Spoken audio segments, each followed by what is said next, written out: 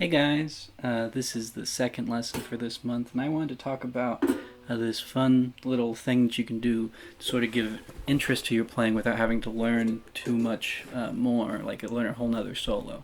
So if you take something that you already know and just put it in a different octave, then it's really great because you can be playing the melody, but it's going to, one, sound different because we're all used to hearing these tunes in the same sort of place. So having them in a different octave, it's just going to naturally sound like something different, even if you're playing exactly the same notes. And then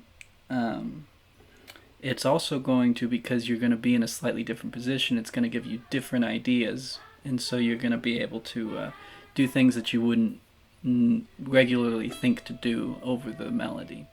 So if we take a really simple tune like Angeline The Baker and we just start learning the notes, if we don't already know what the notes are, then we're just going to move those either up or down and we'll see which ones work best. So the notes for Angeline The Baker are A, B, D, and then A, B, D again, but just with a different rhythm, and then A, B, D, B, A, B. Let's just take that much.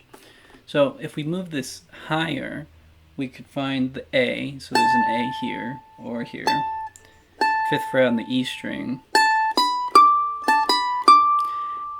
And this is okay, but it's pretty high, and especially because the B part, it just goes higher and higher from the starting place. And so starting up here, we're just going to have to go pretty high up. So maybe it's a better idea to start lower. Our lowest note in that melody is an A, so luckily we have an A here, and we won't run up against having notes that are lower than we're able to play. So if we A, B, D, A, B, D, so A, B, D,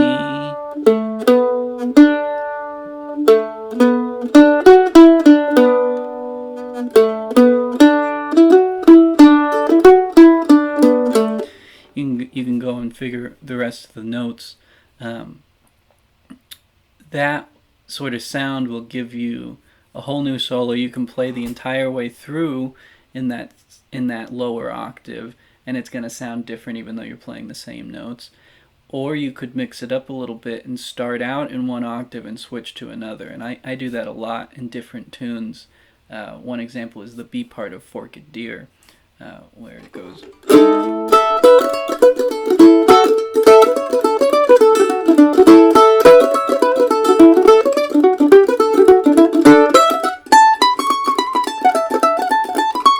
I've switched up to the second octave.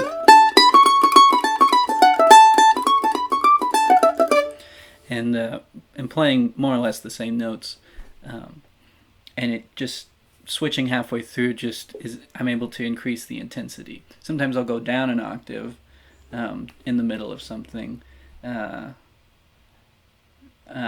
example doesn't come to mind exactly, but a lot of times it ends up going up. So you might start lower on the Angeline The Baker.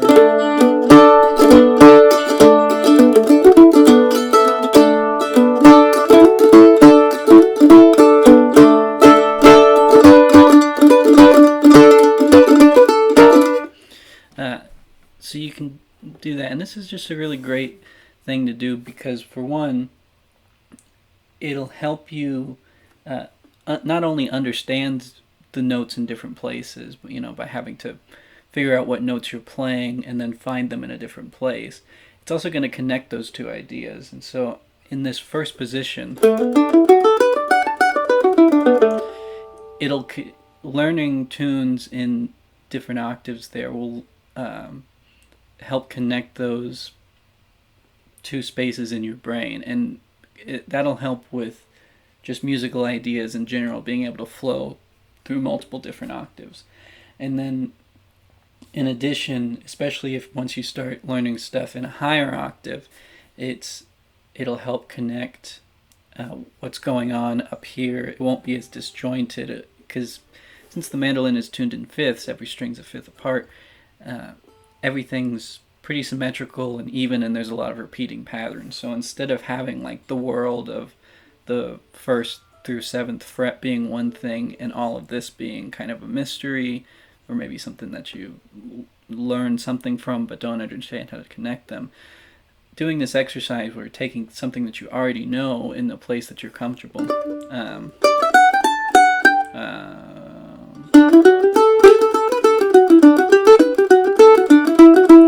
moving it up here.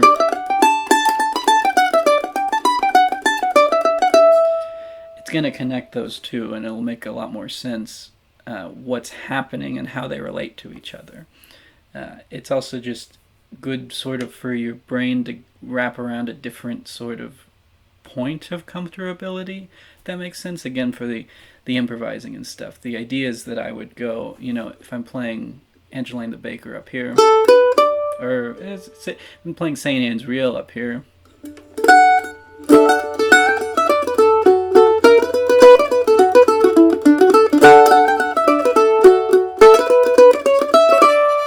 For one thing, the lowest note in that is an F sharp, which I don't have an F sharp. We end at G. So if I play it in a lower octave,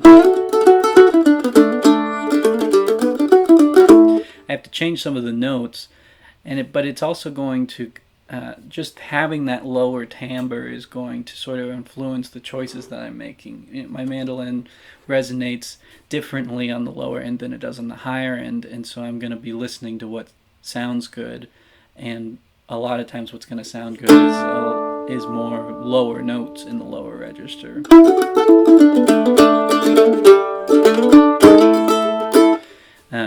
And more chordy sort of things, whereas up high I would kind of go with lighter.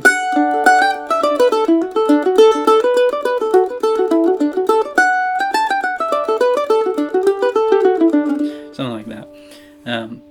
And also with the higher I can move around more, and the lower I'm sort of restrained to a smaller section. There's lots of different tunes that this is great with. I originally sort of was introduced to this idea by Emery Lester with the tune with Jerusalem Ridge, where he would take the melody and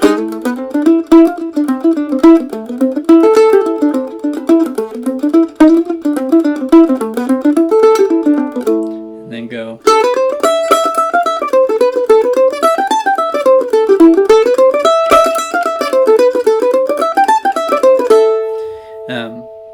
And those aren't exactly the same notes, that's just kind of the same idea. But you can hear it's clearly the same tune, it's just a pretty different sort of way of playing it and approaching it. And so I hope that's helpful. If you have any questions about it, feel free to leave a comment below.